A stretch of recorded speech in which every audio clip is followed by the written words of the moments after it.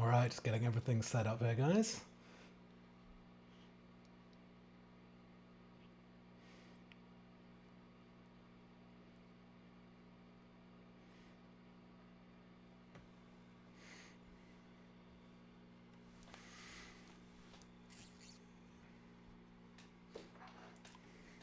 Nice.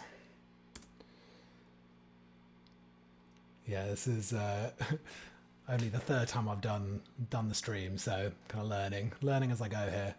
Been spending the afternoon just trying to update the stream, make it a little smoother and a little bit easier on the eye. Got hopefully you can see me. Oh, broadcast interrupted. Broadcast interrupted. Oh. Am I back?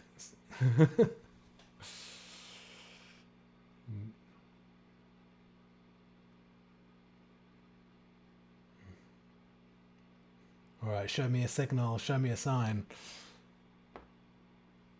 Who can see me and who can hear me?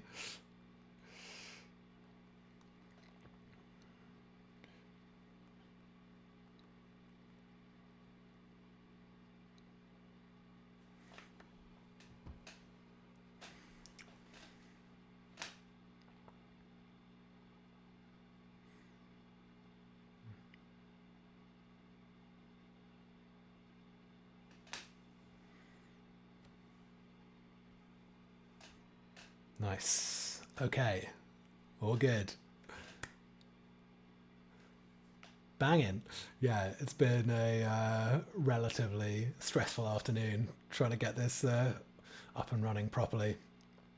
Yeah, I'm basically down at my in-laws' house in the country at the moment, and like we've got a little annex going out of the house, and so the Wi-Fi was obviously total dog shit. And so I've just got a 30-meter Ethernet cable, which arrived about an hour before we started, and so it was just kind of, yeah, slightly terrifying trying to get it all set up. It's probably a little bit how some of you feel opening up Logic or Ableton, and there's just so many options and so many preferences and things you can do, and it all just looks like a foreign language. And that is currently me with OBS, the streaming software. Just like get in there, look at the settings. There's a billion things to choose from, different encoders and different bit rates, and I've kind of been trying to read up about it online, but it seems like there's kind of a million different ways to go about it. And it's one of those things that if you don't even know like the language, then it's all just very confusing. But I'm glad we've got this all up and running now. And let's take a little look at a mixdown. So I've got a track up here. Check out the new shiny cursor turquoise circle as well. Hopefully that's going to make it easier to see the mouse. But this is the mix for my track Pompey Cruiser that just came out on Holding Hands a couple of weeks ago. And I thought we could use this one because it's not too complicated a mix. There's not too many channels, and that should make it kind of a bit easier to see what's going on. Also, it won't be too much of a crazy CPU usage on the computer while I try and stream and record all of this at the same time. So what we've got here is the project after I've dragged all of my audio files in. If you watched the first episode of these, I went through how I set up a mix project. And so just to kind of slightly recap on that, I would have written the track in Ableton, and that would have been using some audio, some MIDI, and then when I'd finished writing and arranging the track, then I exported all of those audio stems and then opened up a new project in Logic, and then I drag all of the stems in and color them and drag them into the right places so they're in order. So if you can see kind of up here we've got all the drums, and then the bass, and then the melodic elements, the effects, and the sends as well. And so that's going to make it much easier when we're doing a mix to kind of keep track of everything, see how it's all looking as well as sounding together. And yeah, that's going to make a big difference. Also, I have a mix template project that I always start each mix with, and that is 45 channels. Each one comes with an SSL channel and a Renaissance EQ already on it. So yeah, you're going to want to have a template set up for any of your mixes, so you don't have to create a whole new bunch of channels and insert 30, 40, 50, however many EQs and compressors each time. You just want that already laid out for you. So I haven't actually, I've kind of jumped ahead obviously a little bit in this one because you don't need to watch me bringing in 20 odd stems and waiting for them to all load. We've got the kind of the finished project here, if you will. So the first thing I want to do is make it even easier to see what's going on. And we do that over here with the waveform zoom. Can you see, if you click on that here, it zooms in on the waveforms. It doesn't make it any louder or quieter, but it just makes it easier to see what's going on. And if you hold it down, you can basically see, make them as big or as small as you want. I'm just going to make them the maximum size, because when you've got some quiet audio, then this can be pretty perfect to get a good idea. And then I've put everything into groups, if you can see here. So I'll just close some of these and focus to begin with on the drums and the bass. So what I would do is find a bit of the track which has kind of a bit of everything going on, and you can make a little loop, getting nice and tight on there. And then what I would have done here at the beginning of the project is bring all of these faders down to 0. All the faders should be at 0 apart from the group ones. So for example, we take all these sends, they would all be down at 0, and so would no, you can't actually. How do you bring these back? Oh, that's it. Yeah, so basically all the channels would be down at 0 at the bottom, but I'm not actually going to do the entire hours of mixing of the project. I'm just going to show you what I have done. So what you do is start with the kick, and so say that was down at 0. You would, let's solo it. If you were doing this from where you were, everything else would be at 0, so you wouldn't be able to hear it. But we'll just play the kick, and then we bring it up to about -14.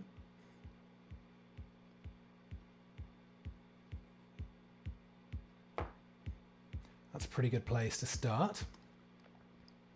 And then the other essential part of any mixdown project is a frequency analyzer. I use the Voxengo span and also a spatial analyzer. I'm using the Isotope Insight here. And so these are going to be really, really essential, because you're not going to only use your ears when mixing down. With these, you can use your eyes as well and see what the sound is actually doing. And when that comes to making more precise cuts with your EQ, this is a complete game changer. So if we take a look at the kick as well as listen to it, we'll see what it's doing.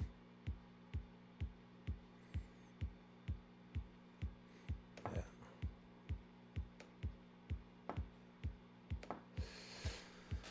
So if you could see down here in the stereo analyzer, you can see that there is some stereo information there. It's not totally mono. And for elements that are low down on the mix, mainly your kick and your bass, especially the sub, you're going to want to always have those in mono. I mean, It's not a steadfast rule, but that's a good place to start. So I've just got a gain up here with mono and turn that on. And now we take a look over here at the image. You can see it's become totally mono, straight down the middle. And that is because bass frequencies, they take up more space in the speaker, and if they're stereo, it can basically become quite hard to get an accurate image of them out of a speaker, as far as I understand that. So that's why mono is good. Now, listening to the kick, it was sounding a little thin, and usually the first thing you're going to want to be doing with a kick, I'm guessing, is fattening it up, right? So to begin with, get a Kramer, this is tape emulation in waves. We'll get rid of that because we know what it's doing. And now see what we get when I turn it on.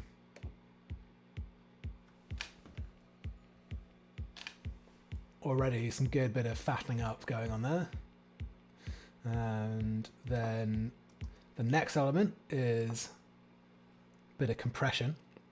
Now, let's take what have I got this at? +4. Take that down to 0. And this was at a little bit less there as well.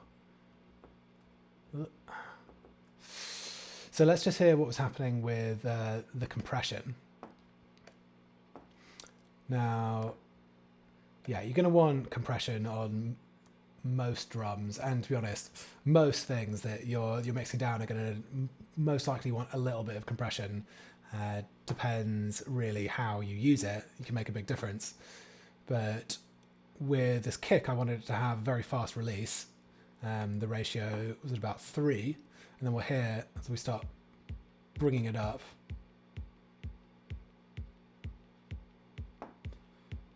Can you hear how that's tightened the kick up?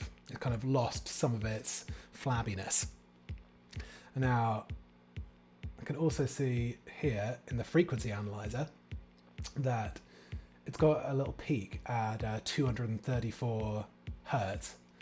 Now this is a bit of a danger zone. Anywhere between 200 hertz and kind of 600 hertz, that is where a lot of the kind of flab and extra information can be in lots of your elements which have low end or low mids in them, and kicks especially tend to have a lot of extra kind of boost somewhere in those 200 to 600 frequency range, and it can make the kick sound a lot tighter if you pull some of that out.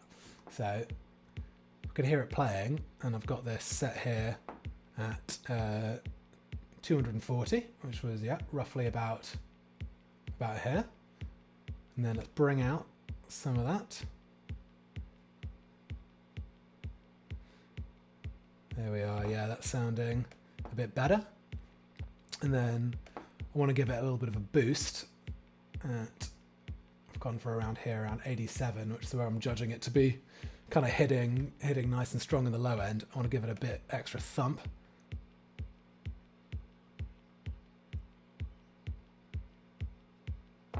That's nice. And a little bit more crisp on the top. There we are. So let's turn that off. Pretty lifeless. And now we're going to turn it back on again. Yeah, that's got tons more presence. It's got a nice bit of oomph in the low end. And yeah, we're kind of on our way towards nice fat kick. Then lastly, I've got the Renaissance EQ, and I'm going to take out the kind of the low end here, just because I know that it's got a very, very thick sub, this track. So we take that out. Right. So you can hear how it's lost some of the real low end, and that's okay because the sub is going to make up for that. And if we go back to the solid state, if we took out this 87 hertz boost, you could hear it was really, really lacking. So bring that back up again. And it turns out you don't really need so much like big hitting low end on a kick, often anywhere below 60. Yeah, sometimes you do if you haven't got, maybe you don't even have a bass line, maybe you're relying entirely on the kick to be the bass in the track, then that's maybe a different story. But I think if you've got any sort of kind of bass line rolling around in there, then it can be a bit difficult to get both of them working together well if you've got all the frequencies in the complete low end of the kick drum as well. So I'd say we've got a kick drum sounding pretty good there. And the next element we want to bring in is the bass. So the order we want to do this in is kick, then bass, then the rest of the drums, then the melodic elements, then the effects, and then finally the sends that were recorded from Ableton. Also, yeah, keep the questions kind of coming in throughout, and then at the end, once I've gone through everything, I'll go back and answer any of those. So, bass. So what I did is I took this one bass line. You can see it's exactly the same waveform, and that's because what I've done is duplicated it and made two identical versions, one with all the high frequencies and one with all the low frequencies in it. So I went over this in the first video about mix preparation, but I'll just take a look at these again. So if you take a look at the high and the low, you can see that the high has got everything from 105 hertz and below taken out of it, and the low has got everything from 105 hertz, everything above that taken out of it. And so that gives us way more opportunity to kind of sculpt the separate parts of the sound. And that's really, really good if you want to add distortion or chorus or any sort of kind of effects to the top end of the bass or the sub, and don't want to affect the super low end. So let's turn these on and see what we got.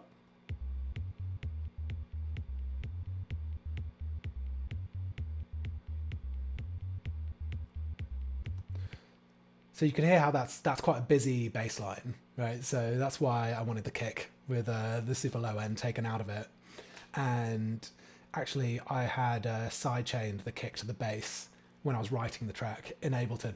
So if I hadn't done that, then I would be doing that in the mix. And it's probably a little bit cheeky of me. I should have been doing that in the mix, but I just opened up this project and realized that I obviously did it when I was writing, which is... does happen sometimes as well. So if we start with just the low part, hear what that sounds like by itself. And what I can hear is that it's missing some like extra big low end on the sub. Like I really wanted this track to kind of, you know, be a real bass bin rumbler, if you will. You want people's drinks being knocked over from the sub. So just use the sub bass setting in plugin in Logic to add some extra information in the mega low end. Turn that on. That's it. Now we've got some real low end rumbling going on, and I got that set at around 120 hertz. So it's not super low, but actually the because of the bandwidth, it is reaching down to hear what looks like about 30, 40 hertz. And then it's up quite wet. Let's hear it without again. Bit thin, and now on. Yeah, there we are. Nice. Then we got the EQ. So that's taking out all that high-end stuff, because we got, remember, our separate duplicate channel doing just the high-end frequencies. And you'll notice in here I've got a big extra boost down at the bottom because it still wasn't enough for me. And I've also got a notch cut at 86 hertz. Do a little, mate, look at that fancy new cursor. So 86 hertz, I've got a -3 dB notch down here. That's the green one. And The reason I've got that is to, if you remember rightly with the kick, if we go back to the SSL on the kick, can you remember I gave it a boost at 87 hertz right there? And so good practice is if you're going to boost in one area of either the kick or the bass, you then want to take away from the other, so leave space in the mix. And I'm telling you, this will make a huge difference. It's like, it sounds subtle when you're doing it at home, but then when you hear it in the club, world of difference. Just like if you're going to boost 3 dB on the kick at 87 hertz, in the sub, do exactly the same thing in reverse. 87 hertz minus 3 dB, same size notch. And yeah, that's just simply making space for the other. And I didn't do the same the other way around with this bass line because I didn't feel that it made any sense. But with lots of other bass lines, I would do a boost on the bass in a frequency that it was hitting particularly hard at, and then in the kick, I would take down a notch for that one. So with those, you're kind of, making 2 little notches up and down, and everything's going to fit together way, way nicer. Same thing, if we bring up the isotope again, if we listen to the sub by itself, yeah, it actually was already in mono, so that's fine, but I had the mono on there just in case. And now I want to add in the high part of the bass. So, see, I had all the low end taken out of it on the EQ.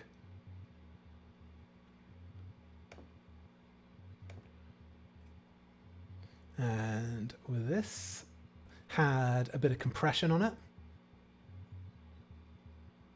So that's just helping it hit a little bit harder. Then I've got the max bass plugin, adding some extra frequencies. Frequency hitting at 85, but it's actually really kind of coming all the way up quite high there into the mids. So you can hear it's got a lot more presence in the middle. And then lastly, I've got the Sound Toys Decapitator plugin. Now, this is one of my real go-tos. Got it on almost every single channel in every single mixdown that I do, because it's just such a weapon. It does everything you want, thickening up sounds, giving like real super hardcore distortion, gentle warmth, screeching, blow your face off, 500 Marshall amp stacked at Wembley business. It does it all. And it's, all these different settings down here. These are different emulations of different classic hardware distortion units. So let's see what we get when we turn this on. Bring it on.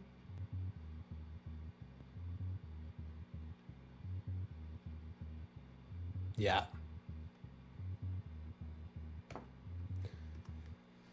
And now if we combine that with the kick,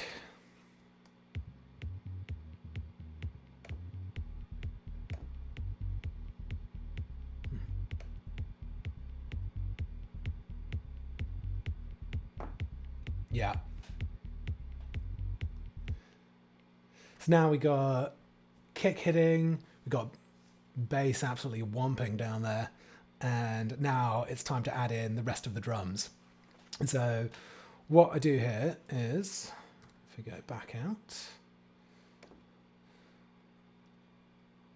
I would actually probably have done the snare first, but you want to start with the elements that you want to be loudest in the mix, and then work your way down to the elements that you want to be least audible. So let's start with the snare. Let's see what we got going on here. I do tend to actually start by mixing once I've mixed the kick and the bass together. I do tend to then move into just I'll kind of work on the sound by itself first and then mix it in. So got the snare here.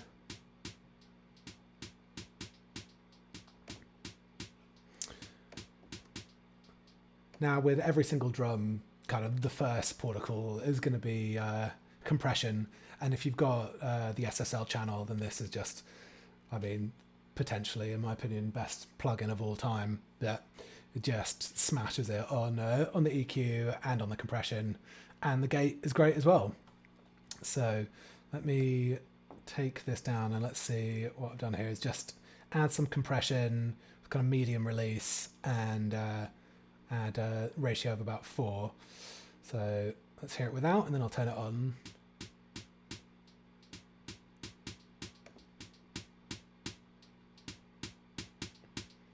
Yeah, a real bit more thwack to it. And then we could turn up the gate a little bit as well if we wanted.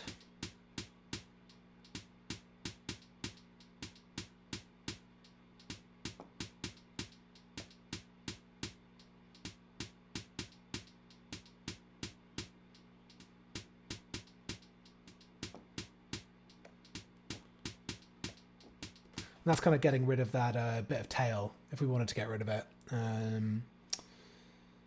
Yeah, I mean, the gate is kind of a lot more handy when it comes to live drums, but it is still definitely useful as well when you're using electronic stuff as well. So we've got a bit more thwack in the snare. Now, obviously, it's time to break out the decapitator. Give it the big boost.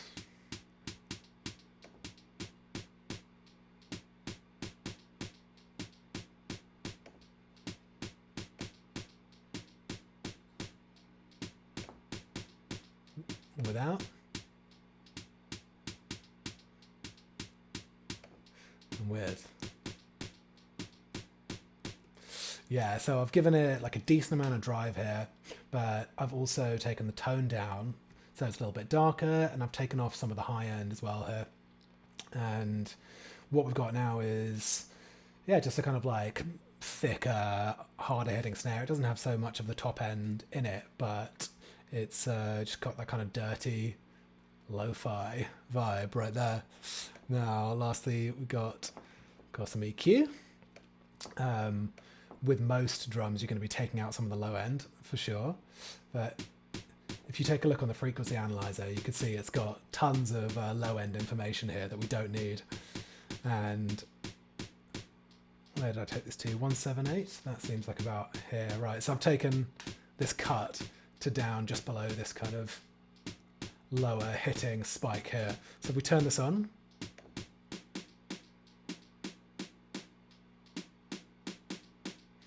that's more like it. You can see on the analyzer how that is taken out the rest of it. And it's thwacking good. So now let's combine that with the kick.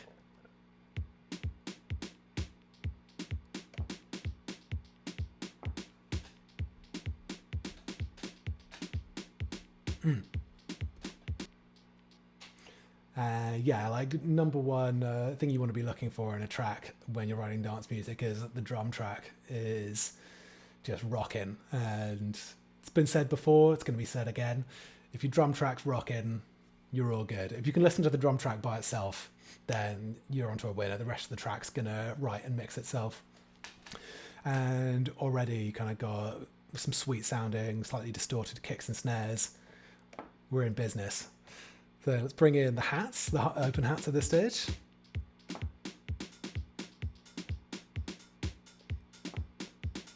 Compression, distortion, and again, like I'm sure we'll find that the hats have, yeah, they've got a bunch of low end in them as well, which we totally don't need. And what they've also got are some resonant peaks. So this is the next kind of important part of the mixing down, is getting rid of these peaks in tracks where you don't want them. So you can see here we've got a resonant peak, and here is resonant peak. And if we take these off for a second and turn on the EQ, see this was at 1400. You can see there how that matches up. Let's see what happens if we boost those frequencies and kind of how crap that sounds. So Where are we? Yeah. So yeah, let's turn this on. And let's bring it up a little bit.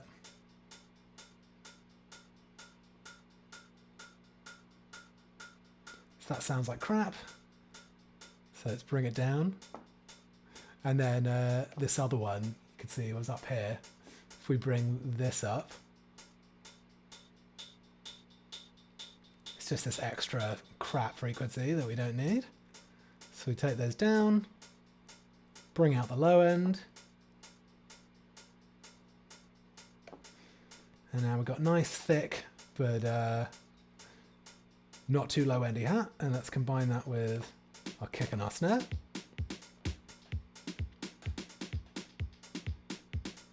Yeah, so now let's bring in the 16 hi-hats where we've got another little bit of mixed down goodness to add in. So we got the 16s.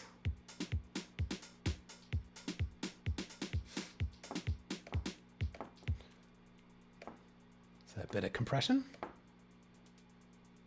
Remember, we want to have the release as low as it will go here. And so that's just doing really, really quick bits of compression, just compressed and back out. And what that's going to do is increase the transient at the beginning of the hit. So with snares and with hi-hats, if you want to give them more impact, then quick release compression is a good way of doing that. And it just basically compresses the signal and then lets it out very, very quickly. And so the compressed bit that you're hearing is just that first little slither, and that's just smacking you in the face, and then you get the rest of the sound in its uncompressed state. So then we got fattening up, decapitator again.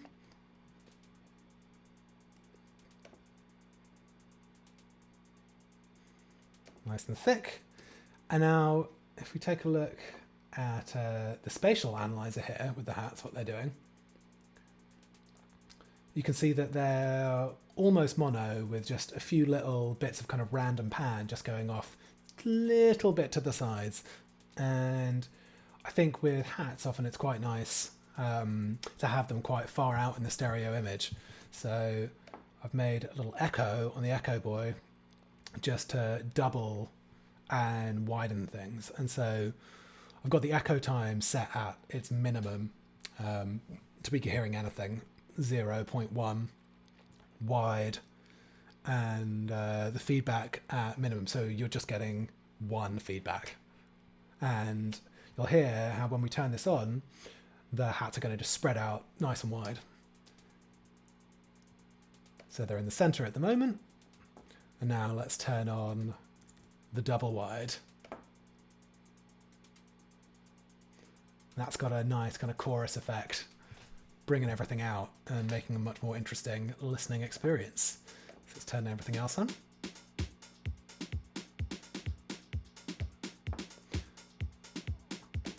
Lastly, it would have been, of course, taking out the low end on those hats. Let's listen to the whole drum track without the widening. So you can hear how those hats are just straight in the middle. And now we take them out wide. Yeah, way, way thicker. And you could see how that corresponds here on the stereo image. So you can hear it, but also handy to be able to get a little visual representation as well. And then lastly, we've got some claps going on here. So we can solo this whole drum track now. Yeah.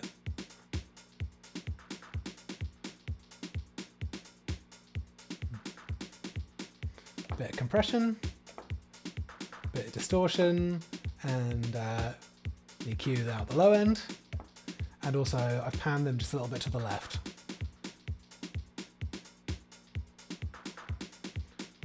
And so there, we've got basically the whole basic drum track is mixed there. And now the next stage is to look at the whole drum bus or drum group and do some work on that. And so I always like to use a linear phase multiband compressor. The Waves one is fantastic, but yeah, Logic and Ableton, they both come with multiband compressors in them as well. And I set it to multi-electro mastering, which is basically just flat. Everything's just completely flat. And then this adds some nice compression across the whole track at one time. And that tends to add a little bit of movement and kind of makes it a bit more dynamic and interesting to listen to.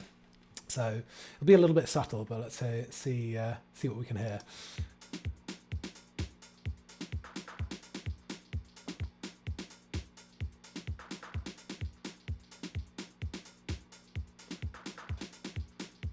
Yeah, just a bit more dynamic. And then finally, we got tape emulation. This is the UE Satin, which is seriously great plugin. Really would recommend it. Great tape emulator.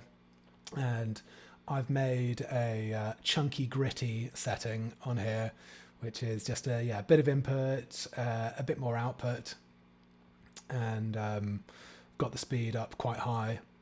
And yeah, let's just hear the boost that we get when we turn this on. So this is out. Now let's turn the bastard on.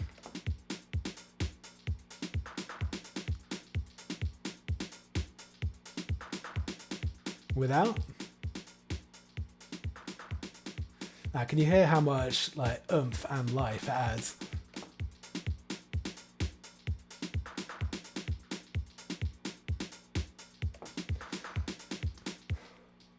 Great, the drums are mixed. So let's combine these with the bass.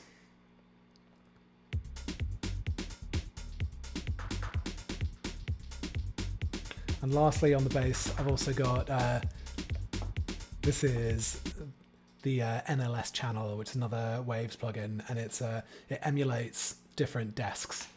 And so, yeah, it's got 3 different options for 3 different desks that you can do the emulation of. And this isn't actually exactly how it's designed to be used. You are meant to put one of these on every single track and then have like a bus version of it on your buses. But in this case, I just stuck a channel 1 on the bass channel. If you want to kind of get used to using these, the Waves have made a tutorial on YouTube that's just a few minutes long that shows you how to use them across the whole project, which is good. But I decided to not do that on this one because I didn't want to use up too much CPU while I was streaming. But it's going to work also well on the bus. So I'm just turning up the drive on it, and it's just emulating as if I was running that through this kind of heritage desk. So if we turn this on, turn it on here.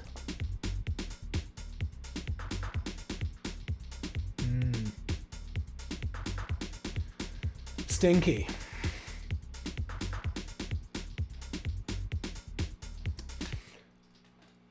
And that's it. So we got basically the rhythm track is mixed at this stage, and as long as you got this bit sounding good, as I said, then like the rest of the track is going to pretty much mix itself, and you're kind of good to go.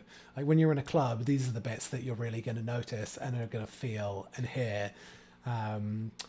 Everything else that's going on in the track is obviously, it is important, of course, but drums and bass, can't stress enough how much is worth putting the effort into getting these right and getting really familiar with mixing these down, because that's going to be what you're going to feel in the club.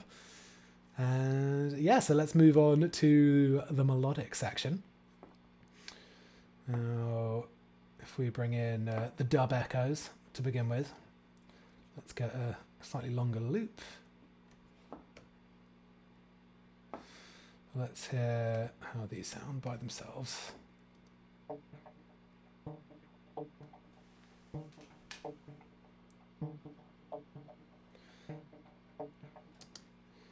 Yeah, they sound alright. They've got a kind of like slightly tinny sound to them. They sound quite electronic, quite dubby, sound good, but yeah, I feel like they could do with a little bit of compression and a little bit of boosting. down there at about 300 hertz. So you can see that was this peak here. So let's turn this on. Yeah, see already that's just got more impact, and it's also fuller at the bottom. And then same thing, got a decapitator on there. Just thickening it up even more. And then I've got a stereo imager here from Waves, and I'm going to use this to increase the stereo image using this instead of the echo which I use on the hats. This is a slightly different way of doing it. So if we bring up the stereo image again, let's hear it without and take a look at it as well.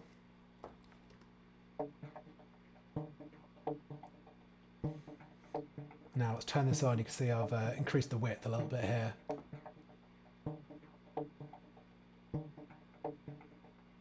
Now it's hitting out wider. You can see some of these artifacts flying around out there. There we are. Nice. So that's going to make it a bit more interesting to listen to. We've also got a little cut down at the bottom, and I made a little resonant cut here as well on the EQ, taking out the low end. And then I got another cool plugin here, Track Spacer, which is also seriously worth getting. This is a sidechain compressor, but then you can basically choose exactly which frequencies it drops out. And it's really, really good for making kind of subtle notches of space for other elements to hit. So if you've got kind of busy mid-range especially, I find this is really, really useful. And so what I've done is actually sidechained this to the snare drum. And because they were kind of they were taking up a similar frequency band. If I turn this on, down here, that snare that was just kind of hitting around here in that lower part of it, that's where I wanted the snare to have maximum impact. And so I've used the high cut and low cut to take out, so it's not sidechaining the entire thing, it's keeping in the high end, but just taking out these low mids of the dub echo synth, and letting the snare just kind of hit with a bit more impact. Like, it shouldn't be that noticeable, it should be subtle, but it's going to make a bit of difference. And it's all the little things kind of with a mix down. It's all those just myriad tiny little changes that create the final picture. So yeah, that's going to sit nicely with the rest of the drums and the bass now.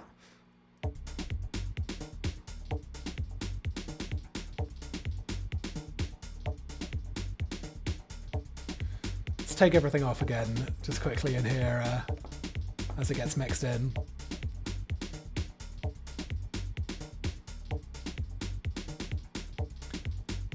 Now let's add all these plugins.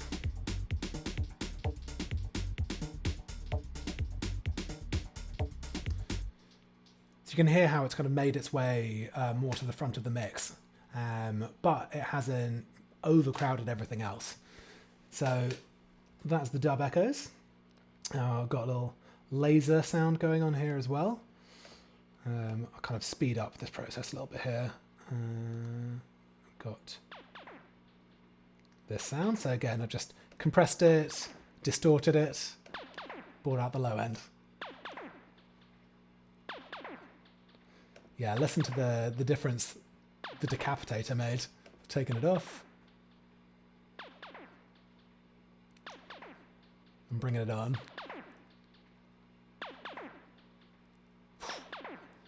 Such a sick plugin. Yeah, if you're going to spend money on any plugins, Sound Toys are the way to go for sure. It's they have sales on kind of every few months. They often have everything half price. So get the bundle. I promise you will use every single one of them. It's the best set of plugins out there. Now, so that's the laser sound. Then we've also got some strings here, which sound like this. And again, I've just compressed them a little bit, boosted them with a decapitator. I've done the same thing with the widening on the Echo Boy. There we are, let's just brought them out a little bit wider and taken out the low end on the EQ. And then lastly, got the lead.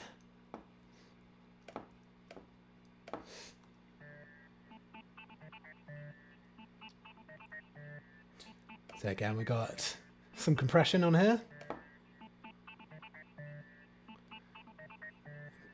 Giving it a bit of impact. Got the decapitator.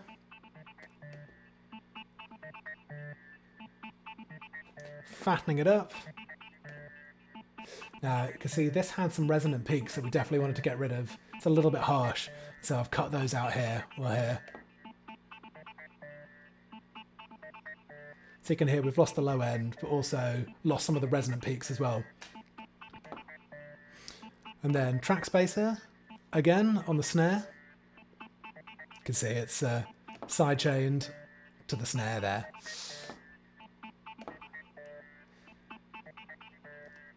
Okay, and I've got a little rise going on here.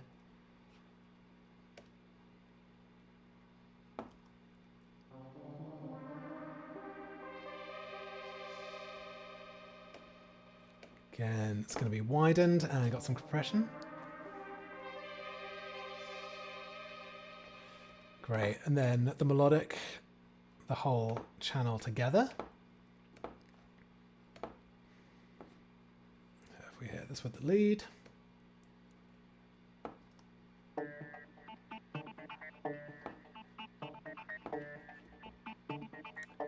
Bring in again a bit of the Neve channel. There we go.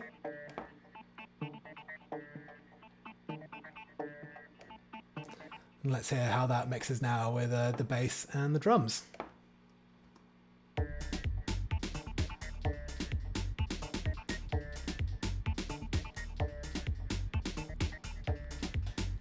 Yeah. So, it's all sounding good. And the last part is going to be the effects. So we got just some like dub hits here. These are kind of strewn throughout the track to ease the transitions. They're kind of a variety of hits. And that's just got the low end taken out of it on the EQ and a bit of compression.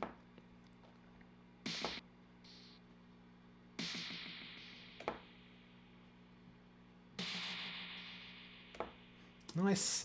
And then lastly, I've just got a noise layer which just plays throughout the entire track. It's quite quiet and subtle, but yeah, it's just got the low end taken out of it as well. And so you won't even really hear this in the track, but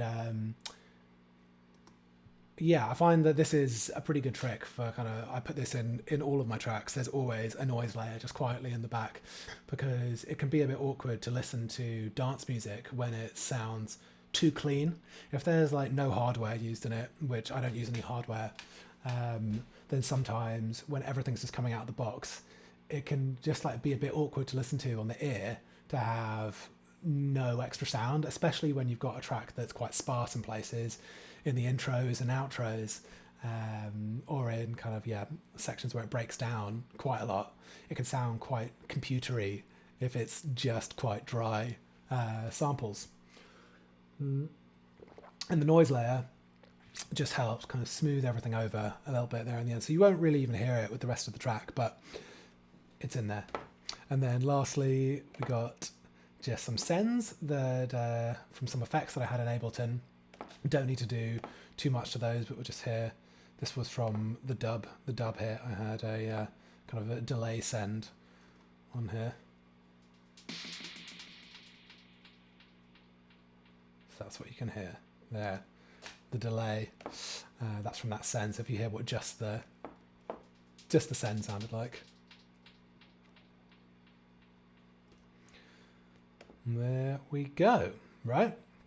So now we should be able to play everything together and hear how it sounds.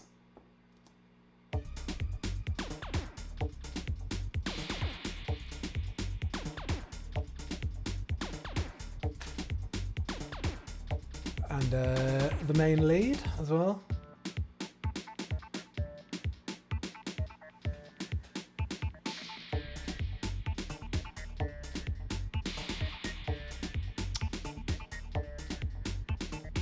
Bumping. And if you can see on the frequency analyzer, it's quite a nice even band of frequencies. So everything's kind of hitting all the way across the spectrum. Got a nice punch in the low end, fat in the middle, and some nice kind of stereo imaging and crispy fries at the top. And that's basically the whole mix. I don't actually do anything on the master stereo output mix-wise anymore. I just, if I'm doing a home master to just play in a club before it's been released, then I use a website called Cloud Bounce, which is like a kind of digital cloud mastering software. So you like upload a track to Cloud Bounce and it just kind of like does a master for you just using an algorithm.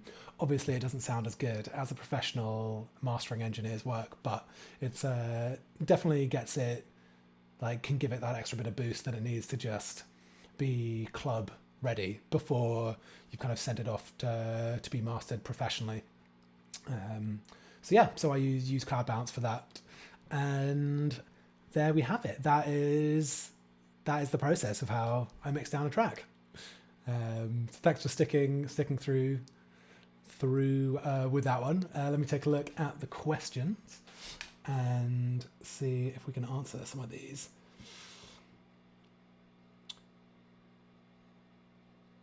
So, Callum is asking, why do you write in Ableton and mix down in Logic? So yeah, I did answer this in the first video, and I was talking about setting up a mix project. But yeah, briefly, I write in Ableton because I find the workflow way more kind of how do you put it? Kind of easier. I basically think that I spent years writing in Logic, and then I found that I'd lose flow quite easily, and I'd get kind of stuck with a loop, and I'd struggle to spread it out and finish a track. And then when I moved over to Ableton, I found that because it has the session view, not just the arrangement view like in Logic, I could kind of get ideas down much easier, flesh out a track in the session view, and then bring it down into the arrangement view. And I actually I do the arrangement in the session view, kind of creating scenes, working downwards, and then yeah, kind of play it in, and I press record and actually play each scene so it records into the session view. And I just find that keeps me in the flow so much better. And I found Ableton just very intuitive. But on the other hand, when it comes to mixing, I find that in the arrangement view of Ableton, it is a little bit hard to see what's going on sometimes, and it's not quite as intuitive when it comes to cutting and dragging audio around. And I think that Logic, it looks really, really crystal clear when you see a kind of mixed down project with the colors in front of you with the black behind and the different colors. I know you can change colors in Ableton, but yeah, I just find it easier to see as a kind of like grander overview in Logic, and to work with just simple audio. Not when it comes to like time stretching and messing with audio. Ableton shits all over Logic for that. But when it comes to just cutting and moving bits of audio around, I do actually prefer Logic. So yeah, that is why I do that. Rory's asking, do I normalize it when exporting audio like sends? Do I take gain staging into account? No, I always have normalizing off. I just make sure that nothing is peaking on any of the channels before I export. And Yeah, no, that's it really. Okay.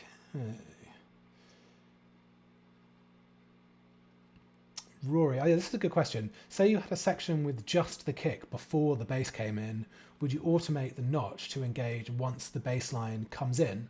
So, in other hand, yeah, he's basically asking, you know, if we're making a notch in the kick to make room for the bass, do you need to have that notch in there if there's no bass in the frequency? I mean, I guess not. I hadn't actually really thought of doing that, and yeah, you would definitely get a fatter kick. I would worry that it might sound slightly awkward to have a kick sounding differently at one bit of the track and sounding differently in another.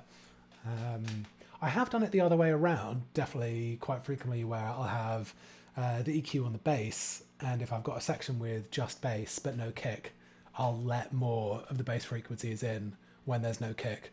But I haven't considered doing that with the notch. Definitely worth trying around with. I guess it's just going to be probably on a kick by kick basis.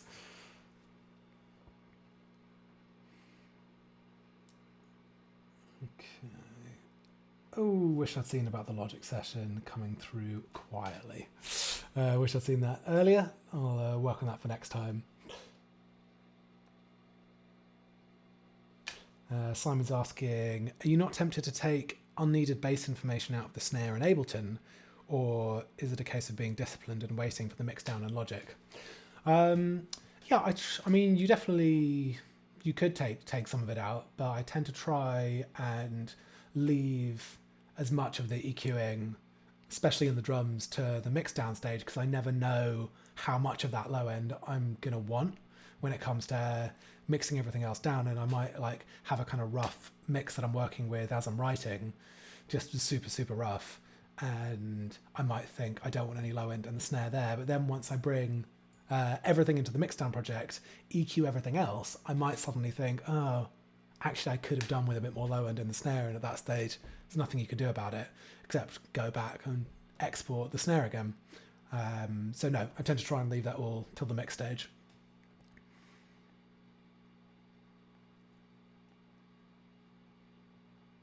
Daniel's asking, I noticed you weren't doing much with levels. Did you keep the relative volumes from Ableton? Right, so yeah, just at the beginning of the video, I just explained that to save time and so you didn't have to actually watch me for real, actually like listening and doing the mix live from scratch, I took a project that I'd already mixed, and so the levels are already kind of in place. But if when I started the project from scratch, I would have brought all the levels down to 0, and then I bring them up one at a time as I'm working, as I add in each one, bring it up.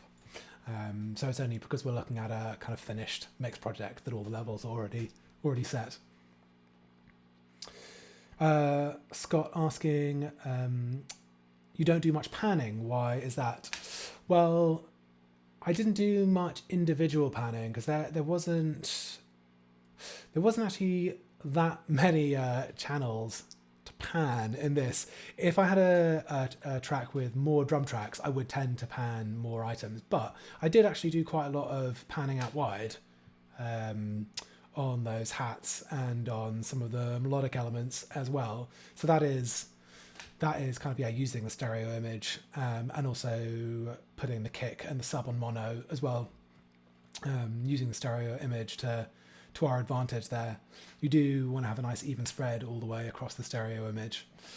And yeah, if I had kind of a few more bits of random percussion, then I would tend to pan those a little bit to the left and the right for sure. Nicholas asking, do you check your mix in mono or mix in mono? No, I don't. I just do it in stereo. I know, yeah, some people do talk about mixing in mono. I can't actually remember why you'd want to do that, but I don't. So yeah, no, I just stereo it up to the max, and that's it. So that's just come perfectly on the hour, which is ideal. So just to finish things off, I just want to say thanks for sticking through right to the end. And I know, yeah, it's a bit of a long one to do on an Easter Sunday. But I hope you gained some useful information there. And on a side note, I just wanted to say that I'm going to be starting a Patreon account and kind of moving these tutorials onto there with an absolute ton of other kind of goodies. So there's going to be kind of options for one-on-one tutorials. There's going to be tiers where you can send tracks and I'll give you feedback on them. There's going to be just general Q&A sessions. There's going to be kind of on the label side, I'm going to add in options for you to be able to get kind of early access to Holding Hands releases, discounts on merch, maybe kind of options to get kind of like, big discounts on discography, and a kind of whole other bunch of stuff that I've forgotten off the top of my head. Like bonus podcast episodes, and so there's going to be tons of shit behind there. But I think with kind of the way that the industry is moving with the virus at the moment, short term over the next few months, but I think potentially could be long term to some degree, some of these effects, it's going to really be pretty essential for artists to find other revenue streams to keep themselves afloat other than just DJing. And I know the model that we've been in before was basically DJ for money and then kind of effectively almost give everything else away for free or for very little money. And as much as that's kind of what people have got used to, a lot of us have spent a decade or two working on production and learning all these skills and putting just years and years and hours and hours and hours of work into doing this, while kind of building the rest of our lives around it, working kind of low paying jobs and stuff to focus on music. And you don't really get paid for any of this stuff, really. It tends to be kind of just mainly DJing. And so I think, it's probably pretty fair, and kind of could be a really good way to kind of increase interaction between artists and fans and upcoming producers, and we can kind of share and teach the lessons that we've learned along those like years of learning production. And I think then kind of as fans and kind of also as producers learning along the way, I think it's nice to be able to buy into an artist and kind of like take part a little bit more. I know that's definitely something that I've always loved doing from a fan standpoint, supporting other artists and kind of getting involved where I can and kind of building the community. So there'll be kind of, I'm going to announce more about the Patreon, exactly how that's going to work over the next few days.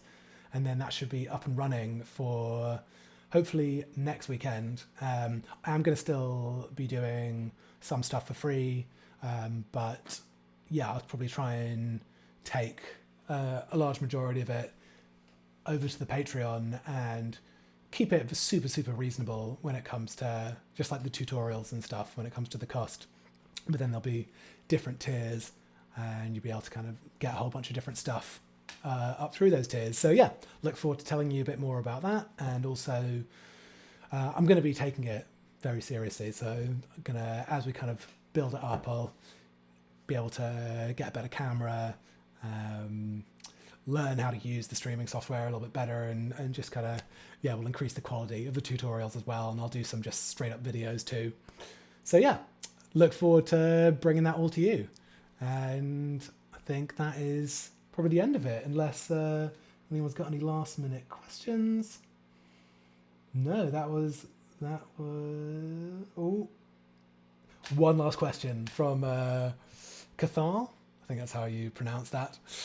What dB should you be hitting before you send it off for mastering? So I aim to hit somewhere between -6 and -3, and definitely leave at least -3 dB on the master.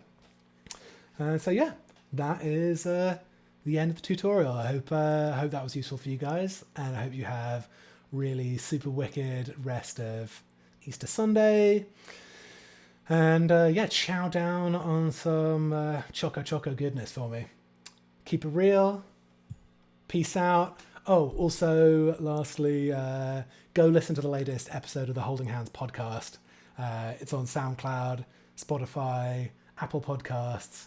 It's got Harry Wills and Alec Falconer talking about all sorts of production goodies, tips, and quite a lot of pissing around as well. So yeah, I think you'll enjoy that. Anyway, later.